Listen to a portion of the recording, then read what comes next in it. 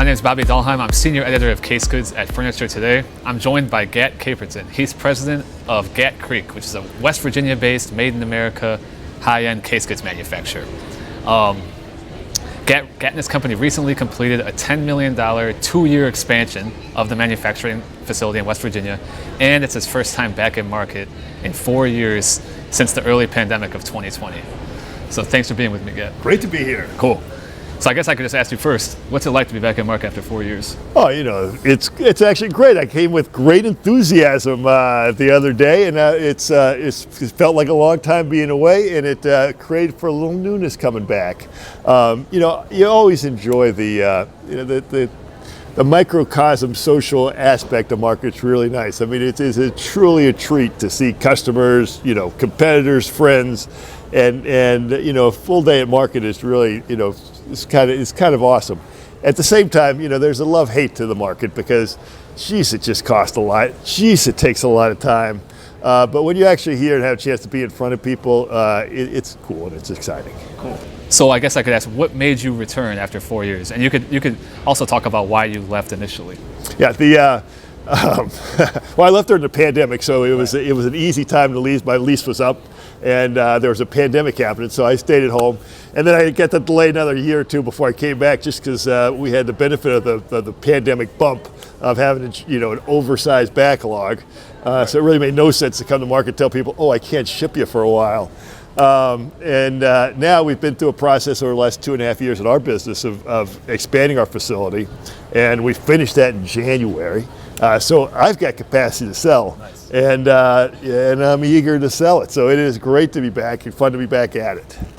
Cool. So I understand you're sharing a space with the MT company, I believe is their name, and that's an upholstery maker that I believe is also made in the U.S. Yeah. So tell me about your relationship with them. Yeah. So the MT companies are old buddies of mine. We used to do a license with Joe Ruggiero together, and we were friends, and we'd been in and out of each other's showrooms a long time. And they have a beautiful showroom right down in Hamilton, right, and they're a great neighbor, and they're buddies. So as I was looking around, you call your buddies first to see what could be potentially available, and he had some space available for us, and it's perfect. What a good neighbor, people you like. It's made it very easy and fun. Cool. So I understand you've had, before you left in 2020, you had a space in the IHFC, and before that you were elsewhere. Do you eventually plan on having your own space again? Yeah, we've kind of got it divided out, so we have our own space within a space, so we share a floor nicely. And I'd like to be inflexible. We'll see. We'll see where's a good place to land and where things are. I'm totally happy with where we are today, we just try to take it. We'll see what comes about us. I have a philosophy about this market is that wherever you are, half your customers think it's inconvenient. It's such a big operation. There's no golden place to be. So back to your expansion. Let's go back to that for a second, your factory expansion. What has that allowed you to do better? I know that was a long time coming, 2 years, I believe, in the making. And I know you added square footage, you added machinery. So that's a big deal. So what has that allowed you to kind of do better? Yeah, well, someone asked me, how do you do that? What's the key to expand? I'll answer my own question first, then take what you said. Yeah. But there's two keys to an expansion, and the first one is you got to finish before you run out of money, and then the second is you got to finish before it finishes you. And so over 2.5 years, we were worried that we would not be successful at either of those, and we have. So we've gotten through. We're tired. We've spent all the money we had to spend, and we're done. So now is the time to fill it up.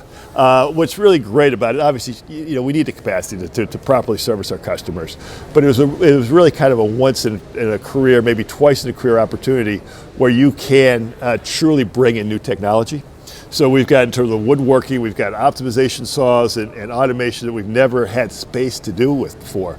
So not only do we bring in capacity, but we bring in real efficiencies too. So you get the chance to have productivity gains as well as throughput gains. We're also doing some of the same stuff with our finishing materials, and our really, finishing is just so key. And you never have a chance to really kind of do improvement programs and test different technologies when you're running full out in one area. So we now have an area where we've got extra capacity. We have an area we can do some finishing on the side in a production basis and test stuff and improve things. So it's really been it's been liberating to not be building, and it's been a liberating chance that gives us a chance to really evolve technology, and I think it's actually going to improve our quality as well, not just the fact that we can build more. Well, congratulations on all that. So can you remind everyone just one more time where people can find you at market? Yes. So first, I'm like 6'7", so if you see a really tall guy, it looks like he wants to sell furniture. That's probably me, and I will be at it's 311 North Hamilton, and so it's kind of right in the middle of that little Hamilton Rin area, as people call it. And we got a big, pretty sign out front, and we're nice to all comers. So come on in. We'd love to see everybody. Happy to show you around what we do, and honored by everybody who comes by and sees us. Well, cool. Thanks a lot for your time. Appreciate it. Thanks a lot.